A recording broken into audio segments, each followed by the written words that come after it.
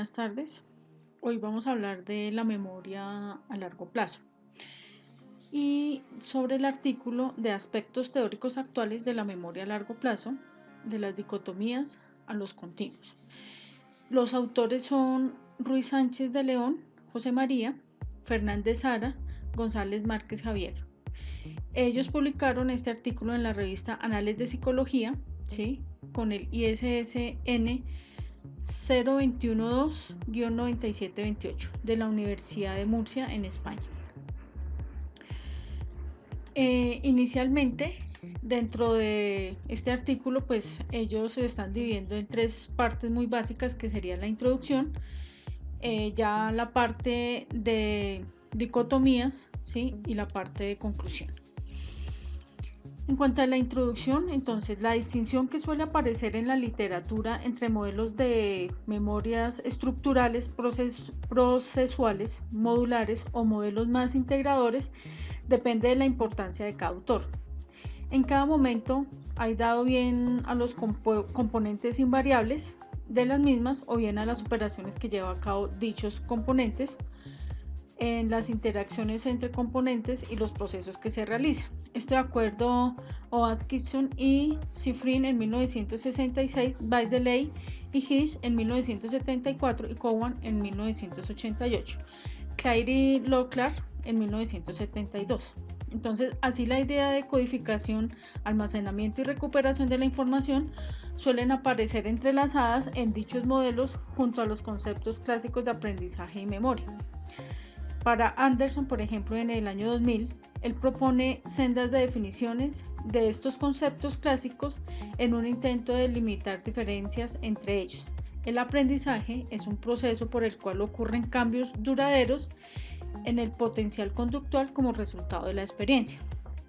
Es así que, como se presenta en la figura 1, ¿sí? Que es la que estamos viendo aquí, donde es un conjunto de aprendizaje, un conjunto de memoria y hay una intersección entre los dos conjuntos, ¿sí? Que es lo que se llamaría almacenamiento, una codificación y una recuperación. Es decir, que se vuelve como a los archivos que hay allí, digamos, si hablamos de almacenamiento. Y así como se presenta en esta figura, el aprendizaje hace referencia al proceso de codificación y almacenamiento de la información como un proceso de adaptación de la conducta a la experiencia. Las dicotomías clásicas en el estudio de la memoria a largo plazo, ¿sí? Entonces, Tulbin en 1987 agrupó los modelos de la memoria a largo plazo en función de dos criterios: la capacidad general de representación y computación y, por otro lado, la secuencia en el desarrollo filogenético y ontogenético. Existen autores como Graf y Charter en 1985 y solo Charter en 1987, que agruparon un primer nivel con un segundo llamado implícita, que es lo que llamamos la memoria implícita, ¿sí? Chris Brown en 1987 agrupa en ese mismo nivel intermedio la memoria semántica, aunque con algunas diferencias conceptuales respecto a la memoria semántica que escribe Tulbin en 1985.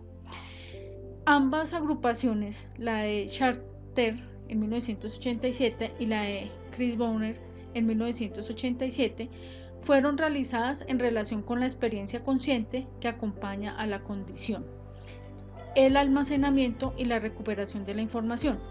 De esta manera, por estos autores, la memoria implícita y semántica parece pretender el mismo sistema, ya que comparten muchas características con los procedimientos, de alguna manera que se asemejan en cuanto a la inconsciencia del proceso. La memoria implícita se refiere a la influencia de las experiencias pasadas en la conducta sin conciencia acerca de la recolección de dicha experiencia.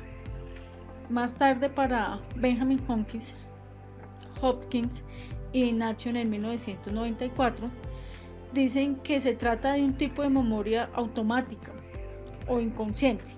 De acuerdo a Nesbitt y Wilson en 1977, habían ido más allá al afirmar que en ocasiones el ser humano puede, hay acá referencia de 3 puntos. No saber de la importante influencia que tiene la existencia de un estímulo en una respuesta. No saber de la existencia de un determinado en una respuesta. No saber que dicho estímulo afecta a esa respuesta, ¿sí? Entonces, de acuerdo a esta postura, Turbin en 1987 sugiere una mayor independencia entre ambos subsistemas, afirmando que el aprendizaje que sustenta la memoria semántica se forma a partir de la experiencia, particularmente recogidas por el sujeto, pero que éstas, aunque son necesarias, no son suficientes para la existencia de la otra. Así define que los sujetos son capaces de recordar una serie de elementos, por ejemplo, una serie de palabras, y por otro lado, saber que aparece, de acuerdo a Gardner y Java en 1993. Se suele definir, acorde con estas posturas, que las pruebas de memoria explícita declarativa son aquellas que necesitan de la recuperación consciente de la información almacenada en el pasado. Por un lado, necesitan una recuperación asociativa dependiente del hipocampo y por otro, una recuperación estratégica vinculada con la corteza prefrontal, de acuerdo a Moscovich en 1994. Así, ante una pregunta de tipo ¿has leído 100 años de soledad?, el componente asociativo entre la marcha y recupera de memoria obligatoria, rápida y automática las claves necesarias para obtener la respuesta. Sin embargo, si a continuación se pregunta ¿y de qué se trata?, se hace necesario la entrada a una acción de un componente estratégico desde la conciencia para elaborar las claves necesarias de quien al componente asociativo en la recuperación. Es decir, la persona pudo haber leído 100 años de soledad, ¿sí?, pero al momento en que le preguntan que de qué se trata, él tendría que empezar a utilizar esos recuerdos, esa memoria de largo plazo, para poder dar respuesta a esa pregunta. En realidad es una búsqueda en la forma de meta, que desencadena el rastreo de la clave seleccionando y aplicando una estrategia. Podría decirse que la primera pregunta hace que la respuesta sea automática, rápida y obligatoria, mientras que la segunda pregunta interviene en funciones ejecutivas, haciendo que el sujeto sea consciente de lo recordado, así como de las estrategias para generar las claves que ayudan a su recuerdo. Por tanto, ambas pruebas son explícitas, pero muy diferentes entre sí. De acuerdo a lo anterior y en términos de Schneider y Seferin y Schifrin, en 1997 se considera que es una fase guiada por un proceso controlado, en la activación de una secuencia temporal de nodos bajo un control y la atención controlada del sujeto, que es la capacidad limitada, aunque el coste de dicha limitación de la capacidad sea compensada por la facilidad con la que este tipo de proceso es configurado, modificado y aplicado en las situaciones nuevas para que las secuencias automáticas nunca han sido aprendidas como tal. Scheiner y Schifrin en 1977, durante una segunda etapa, la interpretación repetida de este conocimiento declarativo condujo a nuevas producciones gracias al proceso de compilación que aumentaba la eficacia, evitando la necesidad de recuperación consciente. Entonces, así el conocimiento comienza progresivamente a estar implícito en el sistema de producciones y la memoria consume menos recursos cognitivos. De esta manera, se llega al subproceso de procedimentalización, en el que toda la secuencia de producciones finalmente se unifica y se obtiene, es decir, una macroproducción. De acuerdo a Arroyo Anjo, Gill, Roseir y Baraker Bordas en 1999. Para lo que ya no existe la necesidad alguna de recurrir a la memoria implícita. El éxito de este último subproceso depende de una práctica intensiva del sujeto.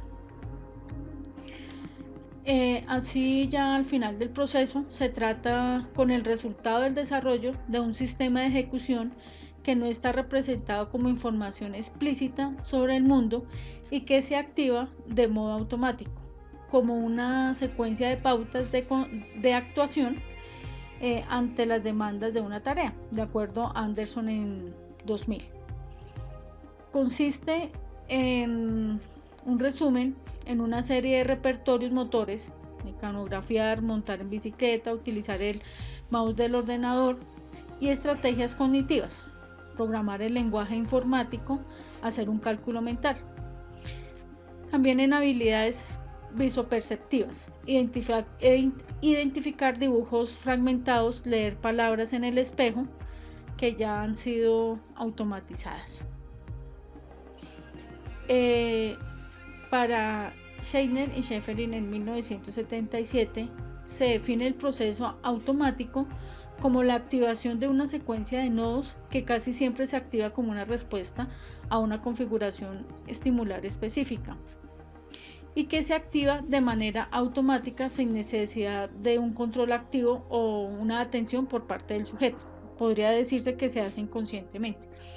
De acuerdo a Scheiner y Schäferin en 1977, la particularidad de esto más relevante en este proceso es que se da sin control, es decir, no hay una atención consciente por parte del sujeto, y esta opera a través de un juez de la psicología, ¿sí? De acuerdo a...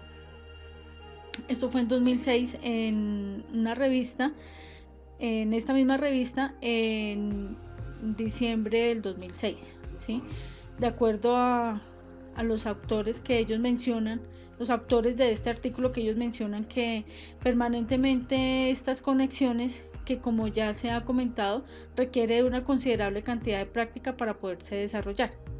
Ya de acuerdo a los autores Schaefer y Schäferin en 1977, ellos dicen que es necesario que se considere la cantidad de práctica a desarrollarse y para poder hacer estas conexiones dentro del cerebro. Para estos ambos tipos de conocimientos, primero el declarativo, después el procedimental, se almacena en la memoria para su recuperación posterior, aunque parece lógico pues pensar que las estructuras cerebrales implicadas sean diferentes. Esto se debe a que el primero de ellos requiere de la memoria operativa, ¿sí? O sea, la memoria a corto plazo.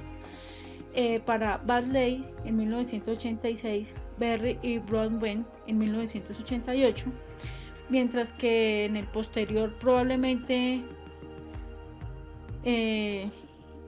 esto no ocurría. De acuerdo a Curran y Kickley en 1993, Higgs y Broadbent en 1988, Maxwell en el 2000, ¿sí? Ellos de hecho en estos últimos años se llegó a considerar que una vez alcanzado el conocimiento procedimental, este se vuelve automático e independiente de la memoria de trabajo. De acuerdo a los teóricos Robertson en 2001, Rossetti y Rebonsiu en 2000. A pesar de ello, pues otros autores ya definen que un determinado procedimiento automático puede ser interrumpido por la intromisión de dicha memoria de trabajo, pretendiendo controlar este proceso, de acuerdo a Roberts y Matlock en 1988. De acuerdo a esto, uno de los fenómenos descritos es que existe una diferencia en el control cognitivo que los sujetos pueden ejercer en sendos procesamientos. Es así que una vez que una determinada tarea se ha automatizado, es difícil llevarla a cabo de nuevo mediante procesos controlados, como de hecho ocurre con la tarea de Stroop, que ya lo habíamos mencionado en uno de los artículos anteriores. Esto se dio en 1935. De esta manera, por ejemplo, Schifrin y Schneider en 1977 muestran que los sujetos intervienen en cambiar un automatismo aprendido por otro nuevo 3 veces en el tiempo que invirtieron en aprender dicho primer automatismo. Así como también parece claro, gracias a esta última línea de trabajo, que existen aprendizajes sin atención consciente ni procesos guiados. Y es a veces que se afirma que también puede darse sin ningún tipo de atención en dicha tarea. Sin embargo, Nielsen y Guillermer en 1987 demostraron que no es posible el aprendizaje sin atención. Por ello, los conceptos de explícito y declarativo se entrelazan o se articulan con los conceptos de implícito y procedimental. Y estos a su vez con otros como el de la atención consciente o inconsciente, de acuerdo a Charter en 1987, y los procesos controlados y estratégicos frente a los automáticos, Scherer y Detwiller en 1987. La propuesta inicial de Scheiner y Schefferin en 1977 sobre la existencia de procesos automáticos y controlados se apoyaba, y lo que sigue haciendo sobre los beneficios de estas dos formas cualitativamente son diferentes del procesamiento que tienen para el ser humano y de cómo se complementa. Así, un único proceso por sí solo no nos proporcionará el aprendizaje de habilidades tal y como se concibe hoy en día. Una de las ventajas que aporta el procesamiento controlado, aunque este sea lento, requiere un esfuerzo y sea poco robusto ante los estresores.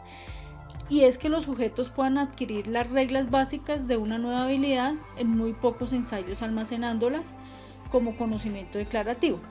Además, esto nos permite entender a estímulos críticos en un contexto particular ignorado, como otros que habitualmente también son críticos, como mirar al niño que aparece tras una pelota en la carretera, aunque nuestro semáforo está en verde. Es decir, como esos reflejos, o es algo como instintivo. También hace que los conocimientos sobre habilidades puedan enseñarse entre individuos u observarse en el medio.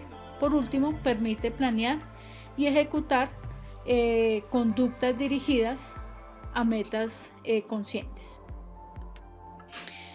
Por último, y bajo el supuesto de que existe un tipo de aprendizaje que no requiere atención ni concentración consciente y que consume pocos recursos de procesamiento, de acuerdo a todos, Lixay y Jacobi en 1992, se ha sugerido en varias ocasiones la distinción dicotómica entre aprendizaje incidental, caracterizado por estos dos aspectos, y aprendizaje intencional. Este último será el que esté guiado por estrategias conscientes, consumiendo recursos de procesamiento. Habilita a los sujetos para aprender lo que requiere a lo que deben aprender, según las demandas de una tarea. Habitualmente se relaciona esta dicotomía con lo que apuntaría Eysenck en 1992 con los diferentes tipos de instrucciones que se pueden ofrecer a los sujetos durante la fase en que se les ofrece un material para aprender. Es así que cuando se pide explícitamente al sujeto que recuerde una lista de palabras, un objeto o que mejore la ejecución de una determinada habilidad o tarea, se estaría hablando de un aprendizaje intencional. Por otro lado, si ofrecemos, por ejemplo, una lista de palabras sobre la que el sujeto debe realizar alguna acción, pero que no implica hacer un esfuerzo consciente de aprender, y momentos después se le pregunta acerca de ella, diremos que ha existido aprendizaje incidental en la medida en que recuerda los elementos de la lista. Esto de acuerdo a George y Burton en 1990. Esto hace como referencia a la lista de pronto del mercado, o de algo muy sencillo que se compra en una tienda. Bueno, en este segundo caso no se ofrece al sujeto ninguna instrucción formal previa sobre lo que debe adquirir algún tipo de conocimiento sobre una lista, de acuerdo a Brown y Taylor en 1987, Green en 1984, Hisman, Nozowa y Ischer en 1982, para Mailer, Seymiller, 1978, Ruth Croft, 1971, Holfen en 1991, y esta la razón que llevó a Tosh y a sus colaboradores a proponer entonces que las tareas de memoria incidental son un método directo para valorar la utilización de recursos mnésicos de forma automática, relacionando así la dicotomía intencional incidental con lo que se establece entre los procesos contra los automáticos, controlada y automatizado, ¿sí? De acuerdo a Green en 1984, Huysmans 1982 y Meyer en 1977. Las dicotomías o continuos. Entonces, ¿merece la pena seguir dicotomizando los conceptos explícito e implícito? Y aún más, ¿merece la pena continuar considerando lo controlado como opuesto a lo automático y lo declarativo? ¿Cómo difiere lo procedimental? En los últimos años se está proponiendo una alternativa de clasificación para dar cuenta de los fenómenos de contaminación de uno de los procesos sobre los otros. De acuerdo a Mitchell y Bruce en 2003, Rompimi, Ratson, Kelvin y Gardiner en 2004. Entonces, así diversos autores han opinado que no existen tareas puramente explícitas que no estén contaminadas por intromisiones de la memoria implícita, a modo de respuesta facilitadas previamente con un motivo de ejecución dependientes de destrezas procedimentales explícitas. Por ello, en una tarea clásica de recuerdo de una lista de palabras que el sujeto ha aprendido por instrucción expresa del experimentador, la cantidad y la calidad del recuerdo estaría modulada por la previa exposición a la lista en la vida cotidiana del sujeto y por las estrategias automáticas que haya desarrollado y utilice a menudo. Podemos pensar que el recuerdo explícito de una lista de compra dependería de que el sujeto haya adquirido y desarrollado implícitamente las habilidades de la tarea demandada. Por otro lado, tampoco parece que existan tareas puramente implícitas en la medida en que se puede estar, de nuevo, contaminadas por mecanismos explícitos para procesar la información. En esta línea, hay algunos autores que opinan que el feedback declarativo durante la adquisición de habilidades procedimentales modula la calidad y la cantidad de las mismas, de acuerdo a Burnett, Grosnow y Austin en 1996, Maxwell en el 2003. Por tanto, relacionar lo implícito, incidental, automático y no consciente no parece que se sustente en todos los casos. No todas las tareas de aprendizaje implícito son incidentales y que ya que uno decide, por ejemplo, aprender a realizar divisiones mentalmente, pone toda su atención en ello y es consciente de sus avances. Además, un aprendizaje procedimental como este, que a todos los efectos de un aprendizaje implícito no es puramente automático, ya que sus fases iniciales está guiada por una estrategia controlada que permite incluso cuando la tarea ya está automatizada que se verifique o no. Hay autores que opinan que no todo el conocimiento que se adquiere sin conciencia permanece inaccesible a la misma, ya que puede ser utilizado posteriormente por los sujetos para tomar decisiones o como ayuda mnemotécnica para la reconstrucción de recuerdos, de acuerdo a Hanser, Isaac en 1976, Merler en 1977, Roscoe en 1971. Por otro lado, muchos de los conocimientos almacenados en la memoria semántica y por tanto explícita que nos descubren en el mundo exterior no fueron adquiridos ni intencionalmente ni conscientemente por los sujetos y aún es más, no aparece que exista tampoco intencionalidad ni utilización de estrategia para almacenar y recuperar eventos autobiografiados en la memoria episódica, también explícita. Ello nos lleva también a poner en duda, igual que anteriormente, la creencia general de que lo explícito es intencional, estratégico y consciente. Finalmente, ellos concluyen en este artículo que la memoria a largo plazo se observan pues diferentes discrepancias en terminologías entre los autores a pesar de que históricamente manejen los mismos términos. sería ideal para evitar la controversia al respecto que existiera un acuerdo acerca de lo que se entiende por memoria explícita o declarativa y por implícita o no declarativa, ya que bien se clasifica por el formato de las expresiones de las representaciones que toman a la entrada o a la salida del sistema, bien por la conciencia o inconsciencia de los procesos implicados o bien por el uso o no de estrategias controladas o intencionales por parte de los sujetos.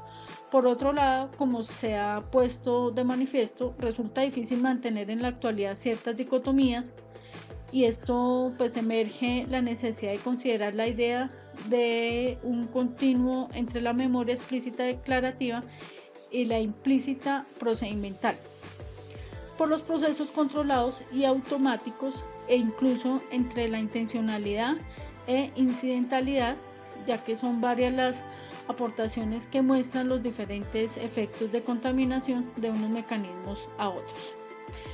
Eso es todo. Muchísimas gracias por su atención.